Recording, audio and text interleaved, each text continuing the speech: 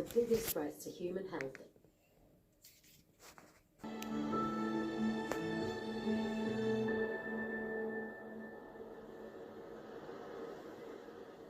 Air pollution is considered one of the biggest threats to human health in the UK, and farming plays a part creating some of those harmful emissions we breathe in.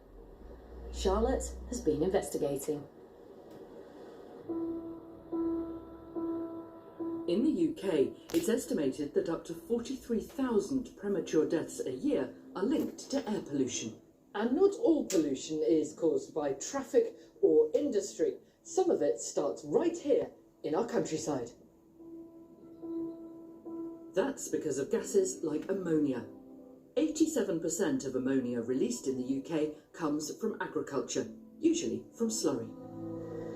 The gas itself is harmless in low concentrations and only stays around in the air for a few hours, but becomes more dangerous when it rises up and mixes with other chemicals from traffic and industrial pollution to form particles that can last weeks and be blown over much larger distances. Those particles can then go deep into our lungs. We've come to Wales, which has seen a large increase in ammonia emissions in the last decade, to find out more about the impact of this air pollution. And to look at the steps that some farmers are taking to control it. I think if you spoke to a lot of farmers about ammonia, it's probably still not on their radar. Certainly for myself, the last 12, 24 months is when we've started thinking about it. Abby Reader farms in Wenvo in South Wales.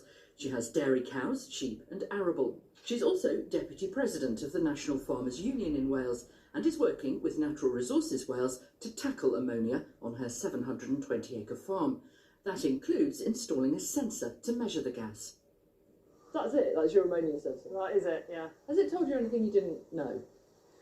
The whole purpose of it is just to give us a bit of a map of where the ammonia hotspots are and how they dissipate as they leave the farm. And I'm guessing we're standing in an ammonia hotspot because you've got the sheds where the slurry, the mixture of dung and urine comes out under here. That's it. It runs in a canal system into our holding area and then we can pump it into our storage tower. So how much is produced? Well, we've got 200 cows, so you'd be talking about quite a lot of slurry daily, particularly through the winter when the cows are in. Ammonia is emitted into the atmosphere when livestock urine mixes with manure. This makes slurry an important nitrogen-based fertiliser. I'm just recording for something. Farmers. But when the nitrogen is lost in the form of ammonia gas, it becomes problematic. Dr. Kevin Hicks from the University of York studies the way ammonia enters the environment and the air we breathe. It reacts with other pollutant gases in the atmosphere to form very, very, very small particles called particulate matter.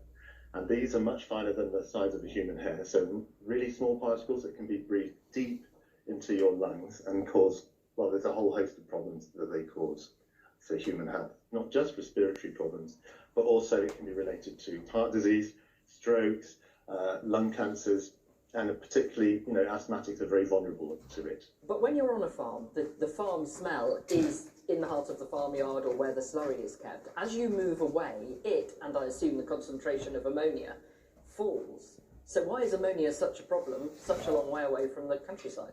So ammonia as a gas can travel, say, tens to hundreds of kilometres on a good day, but the particles can travel hundreds to thousands of kilometres in a day.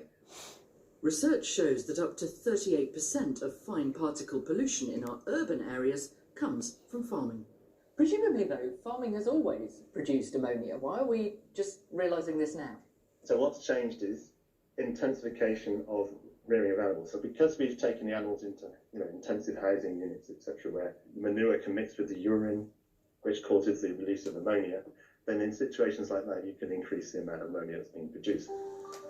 It's not just human health that's affected by ammonia emissions. Official figures show that more than 60% of rare plants and habitats in Wales experience ammonia levels higher than they can tolerate. When ammonia falls on the land, it can make the ground and rivers more acidic and over-fertilise plants. Sam Bosencat is from Natural Resources Wales. So why have you brought me to a woodland? We've come to look at some lichen-covered trees because this is a very clean air part of Wales. and it's a chance to see some of the lichens which we lose from landscapes where ammonia pollution is a particular problem. So we can see where we've got clean air by looking for trees like this one here.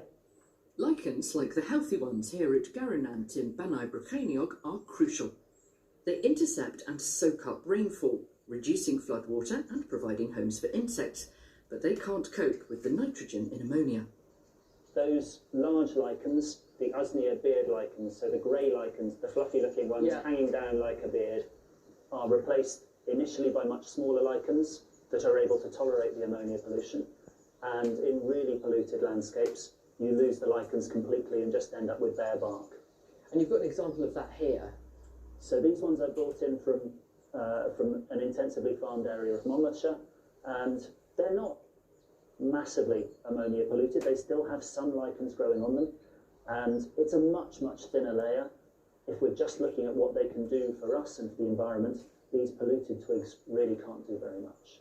Is it just lichens that are affected, or would it be having a wider effect on a woodland? Ammonia acts as a fertiliser, so it boosts the growth of things like brambles and stinging nettles, which can take over and dominate a woodland floor. And you then lose species like bluebells and wood anemones that aren't able to cope with the high fertility levels. Responsibility for air quality lies with the Department for Environment, Food and Rural Affairs, DEFRA, in England, alongside Scotland, Wales and Northern Ireland.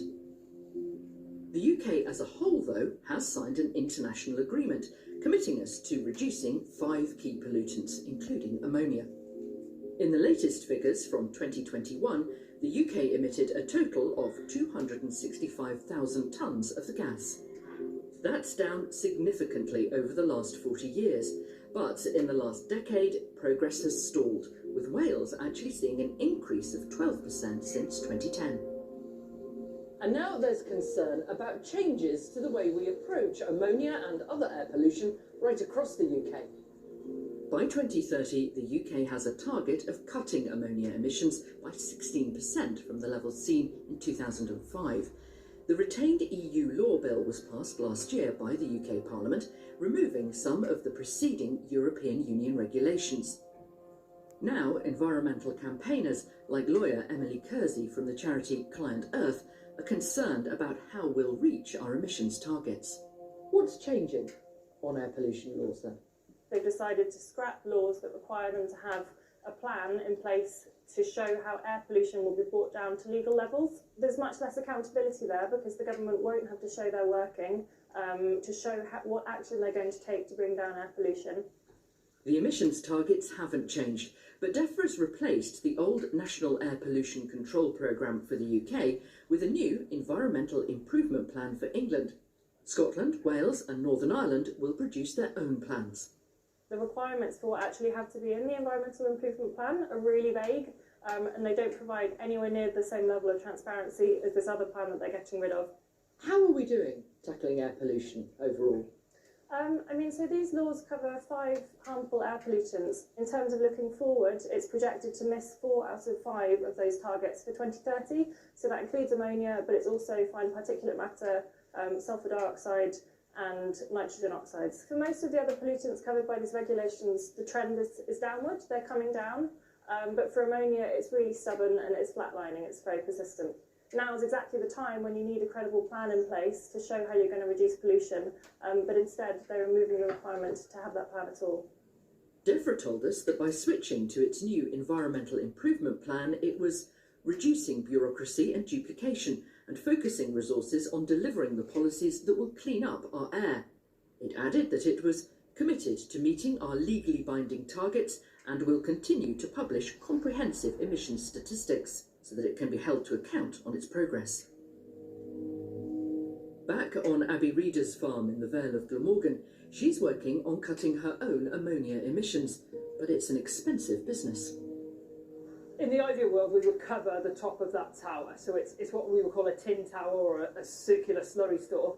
And if we could put a lid over the top to stop that ammonia being released, that would be great, but it's very expensive. So new tower would be £150,000 at least, and then obviously a lid on top of that, so easily 200,000. You would get a grant, from the Welsh Government. Would that help? The grants are a bit few and far between. If there were one available, then we would get 40%, which is obviously welcome, but still doesn't help me go to the bank to say I need the other 60%. Let's get back to the slurry. Once you've stored it, what do you do with it? On this farm, we pump the slurry through quite a large hose pipe, for want of a better word, at quite high pressure to various fields around the farm. Let's kind of have a look. This is a weird looking thing, Abby. What is it? It is very space age. We call it a trailing shoe, which means that we can fit our hose pipe onto the end of here. Uh-huh. So remember, we're pumping our slurry maybe up to a mile across the farm. Right. It will travel up here and then dissipate through all of these pipes and end up in one of these. This will gently score the soil, and then it will drop the slurry very gently onto the ground behind it. And that's the key thing. It's minimise the movement so that you don't encourage the volatilization of the gas. So that minimises not only the ammonia coming off it, but also means that more of the goodness that you're after is going in your soil. Yeah, and as a farmer, that's absolutely what I want, and you can see the results from doing it in this way. Really? Yeah. Well, you can see a difference in the crop. Yeah.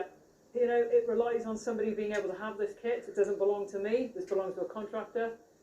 This, including all the hose pipes, could be as much as $500,000. And for a farm like mine that may only use it for 14 days a year, that's too much to have sat around. So we all have to share someone, and that someone has to be able to afford that kit. The Welsh Government told us it's working closely with the agriculture industry to help reduce ammonia emissions and offers grants to help with the cost. It's also just launched a £1 million challenge for businesses to come up with new ideas to cut ammonia pollution. DEFRA said it announced an additional £74 million in grants in November so that farmers can invest in new infrastructure, equipment and implement best practices. Northern Ireland, meanwhile, is currently drafting a new ammonia strategy, and the Scottish Government has recently introduced regulations to support reducing emissions in farming. Really, this is a collective problem, and as farmers, we're part of that food system, and somewhere along the line that system has to pay for it. Now, either that's going to be paid for in terms of food, which I don't think anybody wants to see when we've got rising costs of living. Nobody wants higher food bills. So the next place it's going to come from is government support.